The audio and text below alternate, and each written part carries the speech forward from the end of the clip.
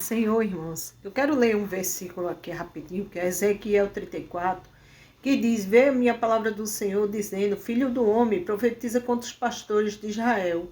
Profetiza e diz, pastores, assim diz o Senhor Deus: ai dos pastores de Israel, que se apacenta a si mesmo, não apacentarão os pastores as ovelhas, comeis a gordura e vestir de lã, e degolas a cevada, mas não apacentais a ovelha, a fraca nos fortaleceste, e a doente não curaste, e quebradas não ligaste, e desgarrada não tornaste a trazer.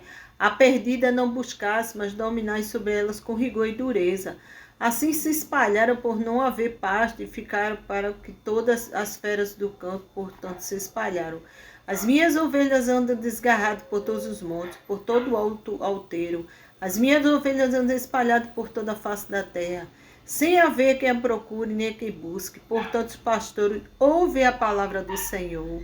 Aleluia. O Senhor aqui, ele fez uma analogia, no caso, a tudo que estava acontecendo em Israel, o sofrimento também do povo de Israel naquela época. E hoje em dia nós trazemos para cá, irmãos, devido a muitos pastores, eles não quererem ter a responsabilidade com o povo em que está, as ovelhas que estão dentro da igreja desgarrada, que não há um controle, um contexto para que essas pessoas realmente permaneçam no evangelho de Cristo. E isso mostra que o povo de Israel, né, eles não tinham também o controle naquela época. Os próprios governantes da época de Israel, eles deixavam o povo a baléu, com fome muitas vezes, né, cansados. Então, assim, aquele não era cuidado com o povo de Deus. Deus sempre teve um zelo pelo povo de Israel. E aqui fala do Messias também, o bom pastor, que é Jesus, que iria chegar. O profeta Ezequiel enfoca no capítulo 4 pontos sobre a figura do pastor, a saber, os pastores infiéis. Deus como no futuro, bom pastor, o julgamento entre as próprias ovelhas, o Messias como pastor de Deus, por limite de espaço, presente lição restringirá os pastores infiéis ao bom pastor. Primeiro é necessário identificar a ovelha no seu sentido literal. Para compreender o sentido metafórico, isso pode explicar a razão da Bíblia, que nos compara com ovelhas. O Salmo 23 apresenta um quadro perfeito dessa comparação, né? A ovelha, no caso, ela precisa, toda vez que o pastor ele vai ao campo, né, com as suas ovelhas, ele tem cuidado com elas para que não perca, né, não as perca. E muitas vezes quando ela sai, ela foge, ele quebra a patinha dela e coloca uma talha e coloca ela sobre seu pescoço e ali a leva até que para ela aprender a ela não fugir. Mas ali é o amor que o pastor tem com sua ovelha, né? Ela sempre está, ó filho do homem, o pastor, ele apacenta as ovelhas, ele cuida dela. Então, hoje em dia, nós vemos, irmãos, igrejas em que os pastores não têm cuidado com as almas que estão ali perecendo, né?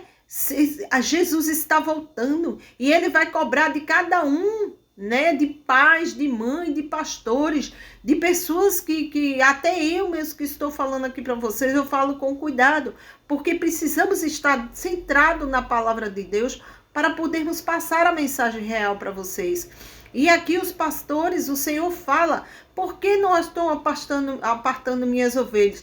Estou distanciando elas. Isso traz ao contexto de hoje em dia, porque Jesus, ele quando falava com as pessoas, ele falava com amor, ele exortava, ele ensinava, mas ele trazia com amor e perfeição aquilo que precisávamos aprender, né? Ele sabia lidar com seus filhos, ele sabia lidar com suas ovelhas. Muitos, aqueles fariseus, eles se diziam, irmãos, eles oravam e diziam para si mesmos: eu sou bom, eu sou o melhor, mas só que eles não viam que eles estavam levando aquele povo, né, a incredulidade de Deus, tanto que nem a próprias profecias, tanto que o Senhor falou lá e disse: tu não lês né, as profecias? Porque se eles realmente estivessem atentos às profecias, eles iriam ver que viria o Messias. Então, assim, vemos coisas hoje em dia também que os pastores estão avulsos, né? As pessoas estão avulsas dentro das igrejas. E para isso precisa um controle no termo do respeito, o amor, o carinho dos pastores, mas saberem lidar com suas ovelhas, né? Saberem resolver a situação ali com suas ovelhas. Ali, ele é o pastor, e o Senhor é o bom pastor, e ele dá a vida pelas ovelhas.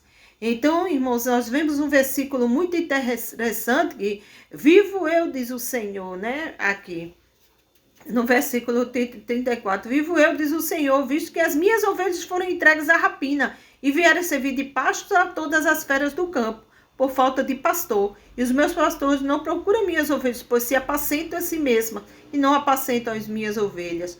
Eles cuidavam de si mesmos, mas eles não cuidavam de realmente ensinar o verdadeiro, hoje em dia principalmente o verdadeiro evangelho.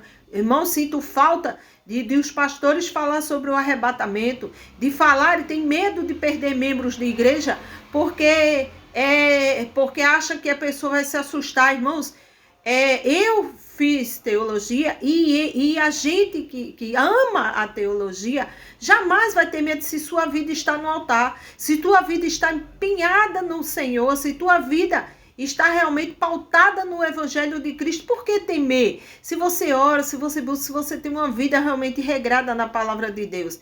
Então, para não esticar mais o vídeo, nós precisamos meditar, né? Ver uma igreja. A igreja vive de todo jeito sem a palavra de Cristo, porque sem a palavra nós não vivemos, irmãos. Nós comemos a palavra, nós vivemos a palavra. O Senhor disse, eu sou o pão da vida. E a água é o Espírito Santo. Se não vivemos da palavra nem do Espírito, como podemos sobreviver? Então é assim que a palavra do Senhor é dita, né? Que Deus abençoe. E eu volto de novo com esse vídeo depois. Amém? Fiquem na paz.